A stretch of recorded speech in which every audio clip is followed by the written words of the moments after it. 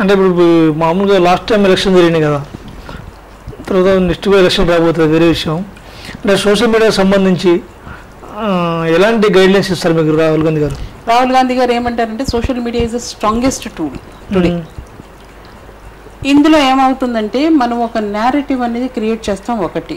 రెండోది ఏంటంటే వాళ్ళు ఇచ్చే మనకి ఫాల్స్ ఇన్ఫర్మేషన్ ఏదైతే ఉందో, హాఫ్ ఇన్ఫర్మేషన్ ఏదైతే ఉందో, మనకి ఇచ్చే వాళ్ళు సర్క్యులేట్ చేసే ఫాల్సిఫైడ్ ఫ్యాక్ట్స్ ఉన్నాయో, మోడిఫైడ్ ఫ్యాక్ట్స్ ఉన్నాయో, వాటిని మనం కౌంటర్ చేస్తూ మనం ఏదైతే ఉన్నదో, మన ఫ్యాక్ట్స్ ఏంటో, మన స్ట్రెంగ్స్ ఏవైతే ఉన్నాయో వాటిని మనం ప్రొజెక్ట్ చేయాలి. వాటిని ప్రొజెక్ట్ చేసిన రోజునే మన సొసైటీ అనేది మనకి కనెక్ట్ అవుతుంది. ఎందుకంటే మీడియా కానీ ఇంకొకటి కానీ social media is also a media now. ఎందుకంటే మేజర్ పార్ట్ ఇప్పుడు మేజర్ పార్ట్ అయిపోయింది, మెయిన్ స్ట్రీమ్ మీడియాతో ఈక్వల్గా కంపీట్ అవుతుంది. అయినప్పుడు ఏంటంటే సోషల్ మీడియాలో మనం ఒకటి ఏంటంటే, one is that we have to give our facts. రెండు ఏంటంటే what are people wanting to see, what are people wanting to know, what are people wanting to hear, అది కూడా మనం ఇవ్వాలి వాళ్ళకి. అప్పుడే వాళ్ళు మనం ఏంటంటే అట్రాక్ట్ చేస్తాం. మనం ఏదో చెప్తున్నాము, వాళ్ళకి ఇంట్రెస్ట్ వేరే ఉందంటే, so we should have a mix bag అనమాట. అన్నీ మనం దాంట్లో ఎంటర్టైన్మెంట్ ఉండాలి, స్పోర్ట్స్ ఉండాలి, టెక్నాలజీ ఉండాలి, పొలిటిక్స్ ఉండాలి, సోషల్ అఫేర్స్ ఉండాలి, అన్నీ ఉండాలి. అన్నీ మనం ఎకనామిక్స్, ఎంప్లాయ్మెంట్, ఏదైతే మనకి బర్నింగ్ మ్యాటర్స్ ఉన్నాయో ఆ మ్యాటర్స్ కూడా ఇంక్లూడ్ చేసుకుంటూ అదొక మిక్స్ బ్యాగ్ చేసి ఒక ఇంట్రెస్టింగ్ ప్రెజెంటేషన్గా ఉండాలన్నమాట. Every day we should have a change in what we are trying to tell them. Today ఏదైనా ఇష్యూ జరిగిందనుకోండి, దాన్ని ఫోకస్ చేస్తాం. లైక్ హౌ గాల్వాన్ అయినప్పుడు మనం దాన్ని ఒక పెద్ద స్పీకప్ క్యాంపెయిన్గా తీసుకెళ్ళి మన సోల్జర్స్ కోసం స్పీకప్ చేసాము, అలాగే ఉద్యోగాల కోసం చేసాము, పెట్రోల్ కోసం చేసాము, వీడియోస్ చేస్తాము. మేము వీడియోస్ చేసి వీడియోస్ కూడా పోస్ట్ చేస్తాం. స్పీకప్ క్యాంపెయిన్ అవనివ్వండి, ధరణి campaign,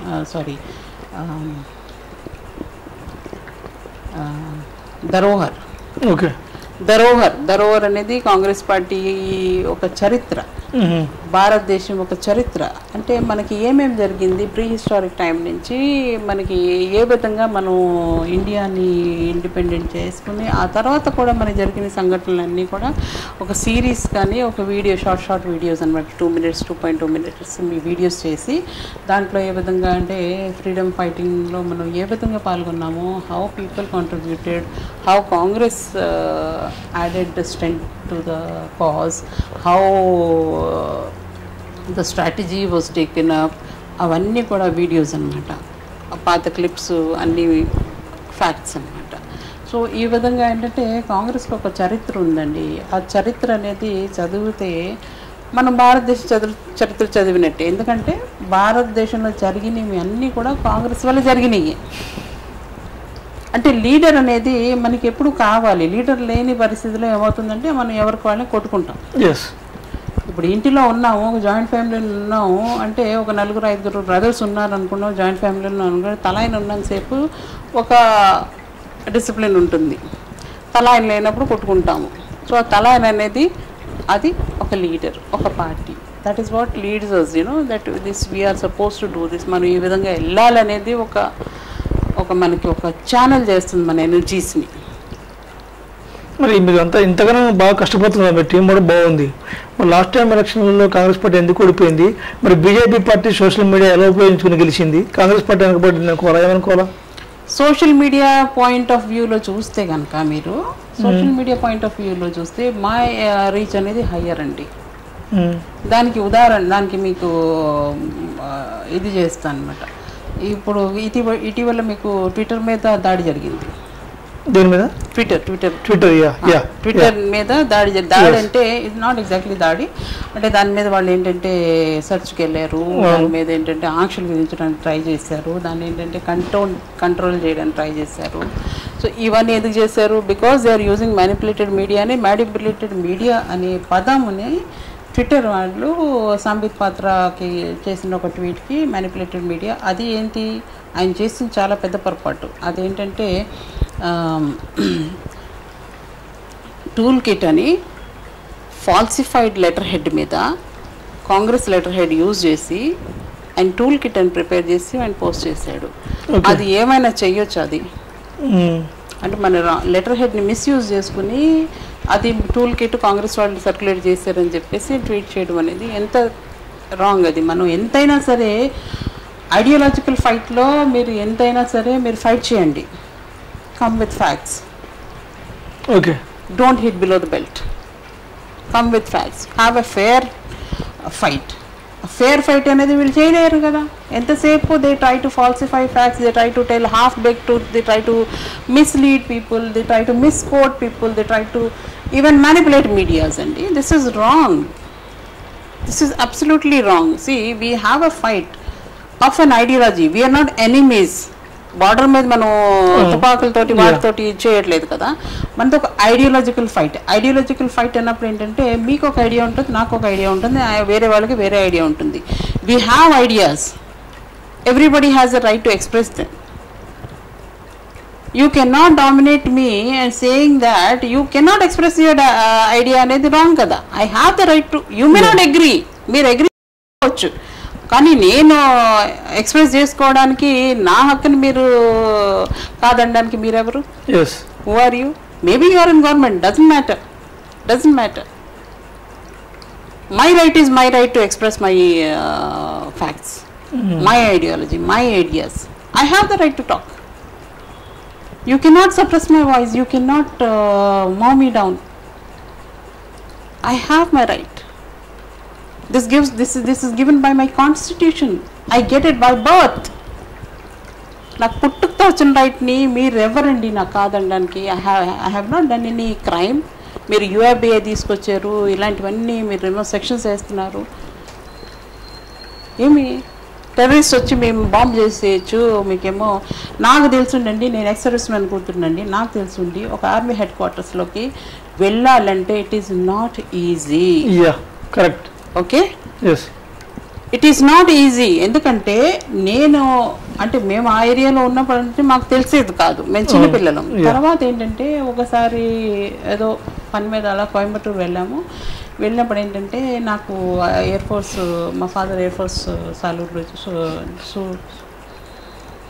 Sulur air force station సూలూరులో పోస్టెడ్ అనమాట. సో అందులోనే మా స్కూల్ కూడా ఉండేది. సో అందులోనే స్కూల్ ఉన్నప్పుడు ఏంటంటే మేము సరే దాకా వచ్చాం కదా, ఈవినింగ్ టైం ఉందని చెప్పేసి అక్కడ దాకా వెళ్ళి సరే స్కూల్ చూసొద్దాము అని చెప్పేసి వెళ్ళాను అనమాట. This was something like 10 years back, maybe 2012, 8-9 years back. వెళ్తే లోపలికి వెళ్ళడానికి ఐ వాజ్ నాట్ అలౌడ్.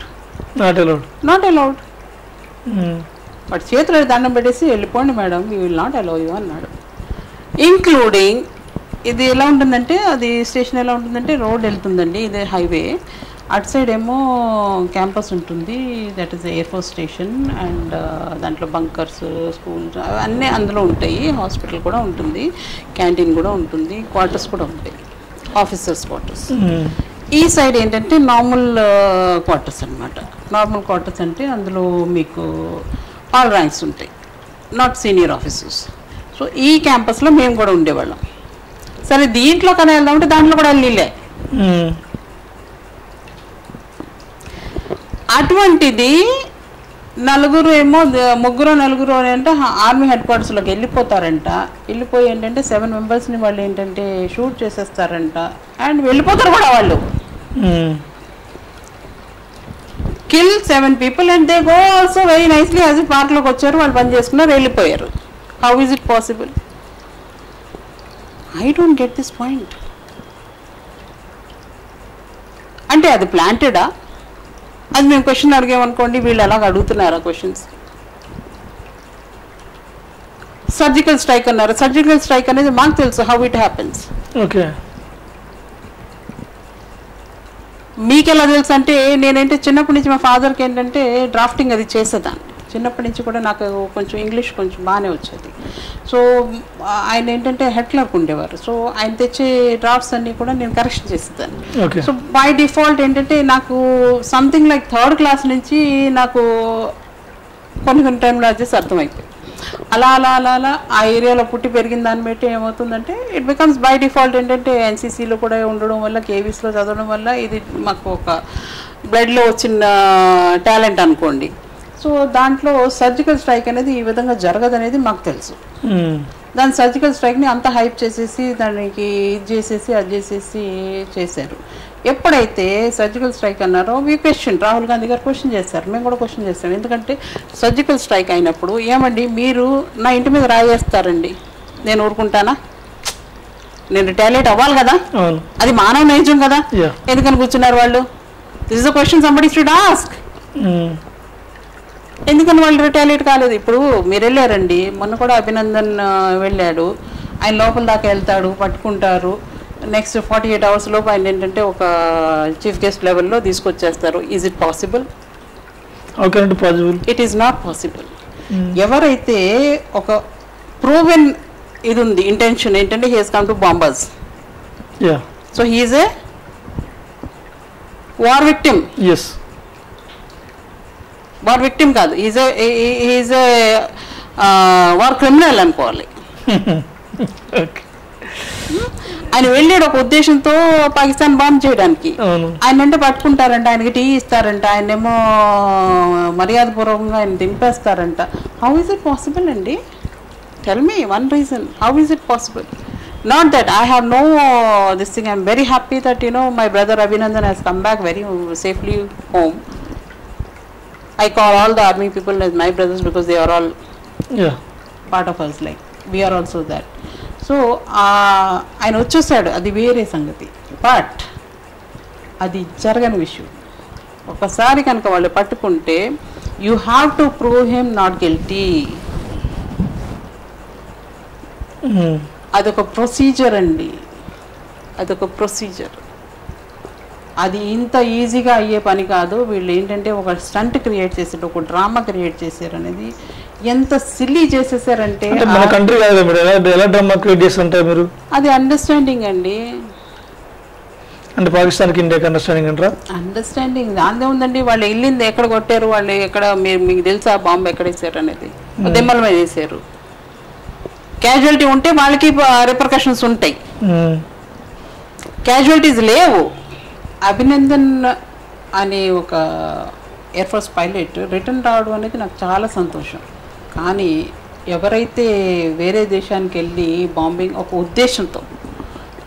ఉద్దేశంతో వెళ్ళి, ఎస్పెషలీ టైప్ ఆఫ్ అటాక్, ఒక స్పైనే పట్టుకుని కొన్ని సంవత్సరాలుగా లోపల పెట్టున్నారు. And we're trying to prove him not guilty. అది కానప్పుడు ఈయన 48 hours రిటర్న్ రావడం అనేది అది ఒక స్టంట్, ఒక డ్రామా. అది ఒక స్టంట్. ఎందుకంటే ఎవరైనా సరే, మీకు పంజాబ్లో మేము ఉన్నప్పుడు బార్డర్స్ ఉంటాయండి. అప్పట్లో అంటే మనకి అటారీ రిట్రీట్ అవుతుంది చూడండి.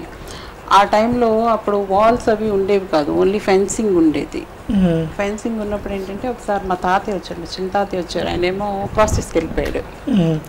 క్రాస్ చేసుకెళ్ళిపోతే వాళ్ళు పట్టుకున్నారు, పాకిస్తాన్ వాళ్ళు పట్టుకుంటే ఈయనకేమో హిందీ రాదు, తెలుగు మాట్లాడుతున్నాడు. పాపం అప్పుడు ఏంటంటే వాళ్ళు అంటే అటారీ బార్డర్ అనేది బార్డరే. వాళ్ళు ఏంటంటే ఇటేమో ఇండియన్స్ ఉంటారు, అటువైపు పాకిస్తాన్ వాళ్ళు ఉంటారు. కానీ అండర్స్టాండింగ్ అయితే ఉంటుంది. ఎందుకంటే వాళ్ళకి తెలుసు వీళ్ళు అంటే వాళ్ళు ఏంటంటే ఎట్టి పరిస్థితుల్లో ఇన్నోసెంట్ పీపుల్ మాత్రం హార్మ్ చెయ్యరు. అది వాళ్ళు అట్నుంచి రానివ్వండి, ఇటు నుంచి మన వాళ్ళు తప్పుజారి వెళ్ళిపోనివ్వండి, అది మాత్రం వాళ్ళు ఎప్పుడు కూడా హార్మ్ చేయరు వాళ్ళు. ఎందుకంటే వాళ్ళకి తెలుసు ఏంటంటే హ్యూమానిటేరియన్ గ్రౌండ్స్లో వాళ్ళు ఏంటంటే కొన్ని చూసి చూడనట్టు వదిలేస్తుంటారు. కానీ ఇది ఇంటెన్షనల్, ఇది ఒక intentional attack. He's gone with a motive to attack them, to bomb them. ఇది ప్లాన్డ్. సి ఇప్పుడు మనకి ఏరోప్లేన్స్ అవనివ్వండి, వేరే మిలిటరీ ఎయిర్క్రాఫ్ట్స్ అవనివ్వండి, మన ఎయిర్ని మనం అంటే మన ఏరియా ఉంటుంది కదా, మన ఎయిర్ స్పేస్ని క్రాస్ చేసి వస్తే రెడ్ అలర్ట్ అయిపోతాయి. మిసైల్స్ కానీ ఇంకోటి కానీ మొత్తం రెడ్ అలర్ట్ అయిపోతుంది. అది న్యూస్లో కూడా వచ్చేస్తుంది. అంటే they crossed it by mistake అన్నారు అనుకోండి, they will not act. But if they have gone to do something wrong, immediately ఇవన్నీ కూడా అలర్ట్ అయిపోయి he is considered as a enemy. He's considered as N invader. అప్పుడు వాళ్ళని వదులుతారా? Logic చెప్పండి. ఇప్పుడు మీ ఇంటికి కత్తులు కటార్లు పట్టుకుని ఎవడన్నా వస్తే వదులుతారండి మీరు? తిన్నగా లోపల పెడతారు కదా, అయ్యో వీడు తప్పుజారు వచ్చాడని వదులుతామా మనం? కాదు కదా అది. సో దిస్ ఈజ్ లాజిక్ అండి. ఎందుకంటే ఏదైనా సరే వాడు యూనిఫామ్ వేసుకుని వెళ్ళి విత్ ఇంటెన్షన్ వెళ్ళినప్పుడు ఏంటంటే అది if it was something other than what they have done, ఆయన ఎప్పటికీ బయటికి రాడు. ఆయన పట్టుకున్నారని కూడా మనకు తెలీదు. మీకు తెలుసా అండి? ఆ న్యూస్ కూడా బయటికి రాదండి. అలాగే ఎంతో మంది ఆర్మీ వాళ్ళు కానీ ఇంకొకరు కానీ బై మిస్టేక్ వెళ్ళిన వాళ్ళు అయినా సరే యూనిఫామ్ వేసుకుని వెళ్ళాడు, వాడి దగ్గర ఆయుధం ఉందంటే లోపల వేసేస్తారండి. They will die there is no hearing for that. వాళ్ళు డిక్లేర్ చేయాలి కదా వీడు వచ్చాడని. వాళ్ళు ఎందుకు డిక్లేర్ చేస్తారు? అదో పెద్ద ప్రొసీడింగ్ ఉంటుంది. ఆ ప్రొసీడింగ్లో ఏంటంటే మనకి ఇండియన్ గవర్నమెంట్ వాళ్ళకి రిక్వెస్ట్ పంపించాలి. Then you have to submit the datas, you have to submit the proofs, you have to submit so many documents. అదొక పెద్ద ఎక్సర్సైజ్ అనమాట. సో ఎనీ గవర్నమెంట్, ఇది అవనివ్వండి వేరే అవనివ్వండి, ఎక్కడైతే న్యాచురల్ ఎనిమీస్ ఉన్నారో they try to avoid these kind of obligations, these kind of situations అనేది వాళ్ళు అవాయిడ్ చేస్తారు. సో ఇలాంటివి చేసినప్పుడు ఇంత విధంగా today only Rahul Gandhiji tweet చేశారు ఏంటంటే మన డిఫెన్స్ పాలసీని, మన ఫారెన్ పాలసీని ఇంత దారుణంగా, ఇంత అన్యాయంగా మిస్యూజ్ చేసింది ఈ గవర్నమెంటే, బీజేపీ గవర్నమెంట్. ఎప్పుడు కూడా డిఫెన్స్ అనేది నెహ్రూ గారి టైం నుంచి కూడా డిఫెన్స్ అనేది ఒక కైండ్ ఆఫ్ మనకి ప్రైడ్ అనమాట. ఎప్పుడు ఒక ప్రైడ్ అనమాట. ఆలివ్ గ్రీన్ అంటే మనకి ఒక కిరీటం లాగా అనమాట. దాన్ని ఎప్పుడు కూడా మనం చాలా జాగ్రత్తగా కాపాడుకుంటూ వచ్చాం. ఏ రోజు కూడా ఆర్మీ పీపుల్ కానీ పొలిటిక్స్లోకి ఇన్వాల్వ్ అయ్యేదే కాదు. ఆర్మీ ఏదైనా యాక్షన్ తీసుకున్నా కూడా that never used to come in to the news. ఆ న్యూస్ నుంచి వాళ్ళని చాలా వరకు ప్రొటెక్ట్ చేసేవారు. They were not allowed to come on this thing. ఇప్పుడేంటండి ప్రతిదీ ఈయన కూడా వెళ్ళి యూనిఫామ్ వేసుకున్నా, how can you wear uniform అండి? And that wrong. మీరు వేసుకుంటే ఫుల్గా వేసుకోవాలి. యాజ్ ఏ కమిషన్ ఏంటంటే ఉంటారు కాబట్టి, because since he's the commander he can wear, but that don't wear it as a fancy dress. You are insulting the uniform. These people have made a mockery out of defence. They made a mockery out of foreign policy. Foreign policy ఏంటి? Without any invitation you go all the way to Pakistan and go and hug him and eat a biryani and come back. You are a prime minister of the largest democratic nation. How do you do that? ఎవరు చెప్పట్లేదు. Nobody wants to ask. ఇదొక ఏంటంటారు, entertainment అయిపోయిందండి.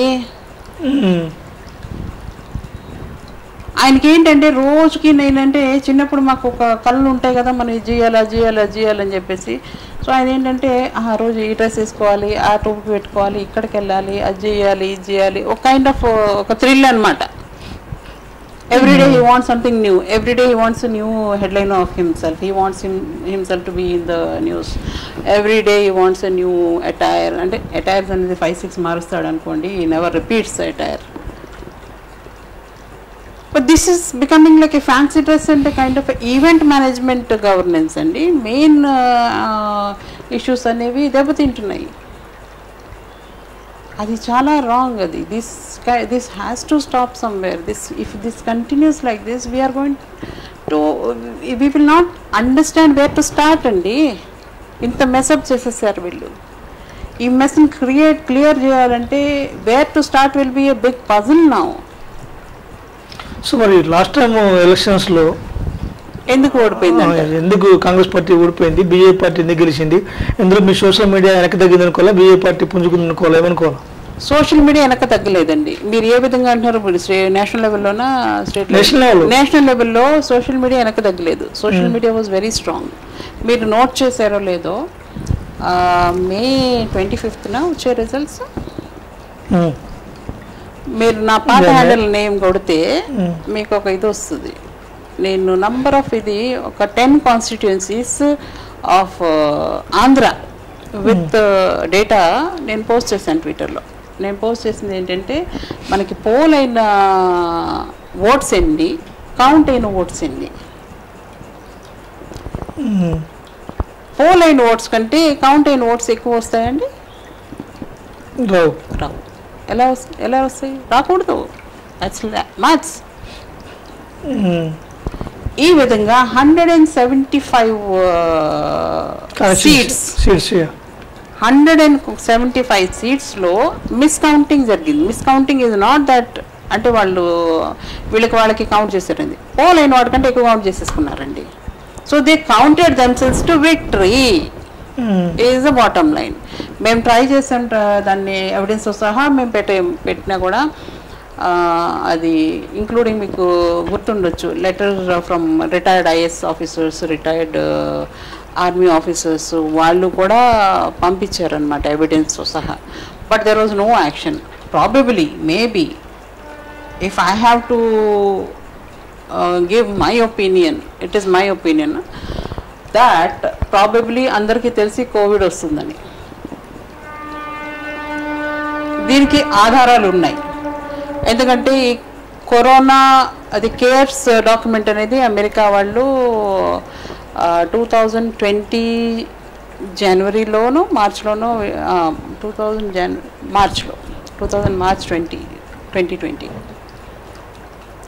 మార్చ్లో ఆయన release చేశాడు. దానికి 8 days తర్వాత మనవాడు పిఎం కేర్స్ రిలీజ్ చేశాడు. మీరు డేట్స్ చూడండి. అంటే I may be wrong, subject to correction dates, but it is in the March only. So same టైంలో సేమ్ ఇంచుమించులో identical this thing. But the CARES document was first presented in 2019 Jan. CARES stands for COVID. How can that be COVID in 2019 Jan? 2019 లో మనకి elections అయ్యి మేలో, 2019 లో అది అయ్యింది. So this was pre planned అనేది clear understanding. That was the reason probably I feel that Congress was not willing to come to power. ఎందుకంటే ఒకసారి పవర్లోకి వచ్చిన తర్వాత ఈ కోవిడ్ అనేది వస్తుంది అనేది maybe they also have intelligence, they also have reports. Okay.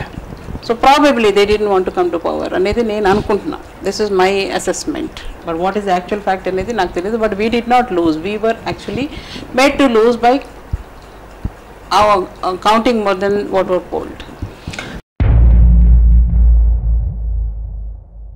మన శరీరాన్ని రోగాల నుంచి కాపాడేది రోగనిరోధక శక్తి.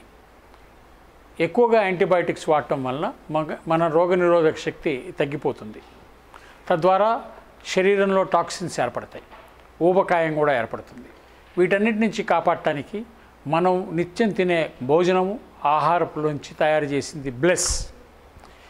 ఈ బ్లెస్ పౌడర్ని పెరుగులో వేసుకుని తినడం వల్ల మన పేగుల్లో లాక్టోబాసిలస్ బ్యాక్టీరియాతో పాటు vitamin C, D, B complex ఉత్పత్తి జరిగి మన శరీరం యాక్టివ్గా, టాక్సిన్స్ తగ్గిపోయి రోగనిరోధక శక్తి పెరిగి సర్వరోగాల్ని నివారించడానికి, ఎదుర్కొనడానికి మన శరీరం సిద్ధంగా ఉంటుంది.